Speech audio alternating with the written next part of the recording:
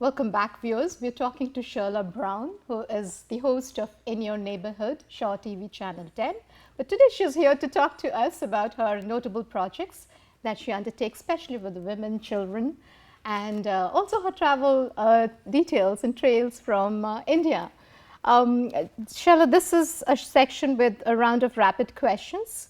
So, you won't get too much time to elaborate, No but problem. yeah, I'd be happy to hear your views and perspectives on some questions. Two cultural differences between Western and Asian worldview. Ooh. It could be cultural, it could be anything that was very evident and stark, there's something that The popped up in pace your- of life. As much as Asia's way more populated, people are like, it Dense. seems like chaos. Everybody's more calmer, more relaxed. Here, everybody's on edge, craziness, busy, busy, go, go, go. Whereas there, I really think they have a better balance in terms of work and work-life balance in terms of time with family, celebrations, that kind of I stuff. see a we lot of struggle more. resilience. I see a lot of resilience there with people on a day-to-day, Absolutely. striving to meet with the challenges of life. Yeah, and they don't get so stressed out about things nearly as quickly as we do. So, maybe because there is more challenges there, they've learned how to cope with them. Whereas us, if something happens, sometimes Out the of littlest the- things yeah. could be a catastrophe, So I definitely learned a lesson on perspective there for sure. And India is home to yoga. I mean, everyone's Absolutely. spiritual outpour. That's right. All right, top 3 Indian dishes, food that was your favorite and something that Oh. you would like to pursue here. I absolutely love Indian food. I was really lucky when I was in Rajasthan that we had a chef that was just incredible, and he took me on a culinary journey around India.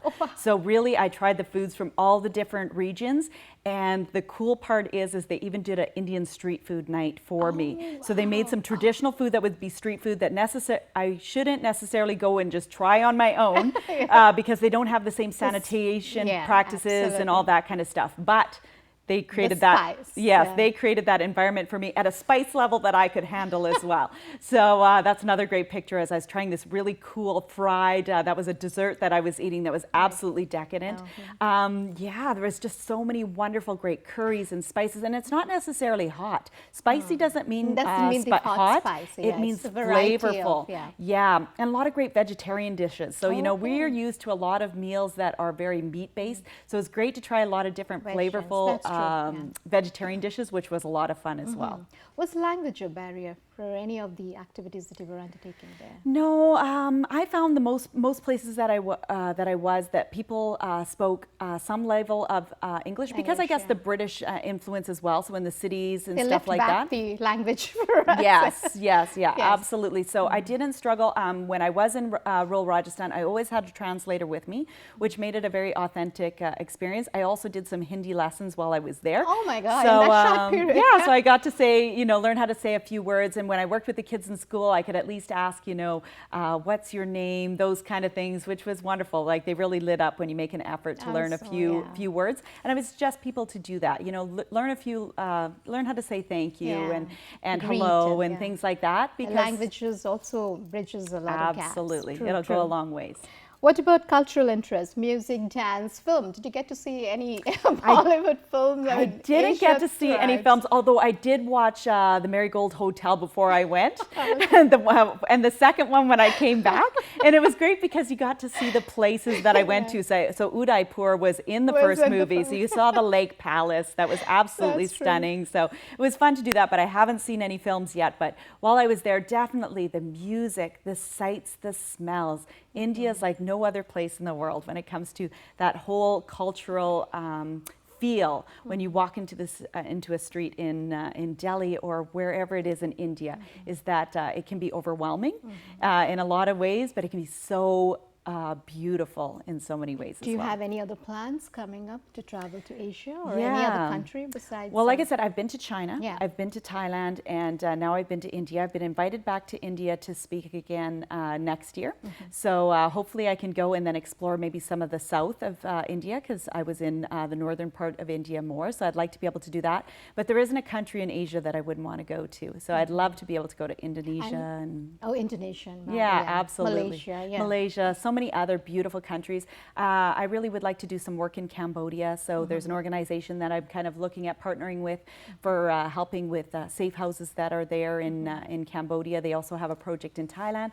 So I'm sure this is just one of many trips that will bring me back to Asia, because I absolutely love it. So Sharla, all these projects that you got involved with, and they were, how did you connect yourself to these projects, staying in Thunder Bay? Absolutely. Well, that's a beautiful question, Rupa, because it's a good lesson on following your heart. So what happened was I volunteered my time with my business to help with an anti-bullying event here in Thunder Bay called We Stand Up. And from there I got introduced with Free the Children. I went on my first trip with them, and it really inspired me to start my own organization. So like I said, one woman connects women around the world to help other women start businesses, help girls be able to go to school. And really, it was just one thing that led to another thing. So build your network, yeah. The one thing that I learned the most from these travels and from the things that I do in life is follow your heart. When you follow your heart, roads will make its way, opportunities will fall into place, and it's really brought me to amazing places to meet beautiful people and experiences that I'll be able to share for a lifetime. And you're growing for yourself, yeah. You're growing with each trip, with each. Absolutely. These are all educational and absolutely, and it makes me excited for whatever's next.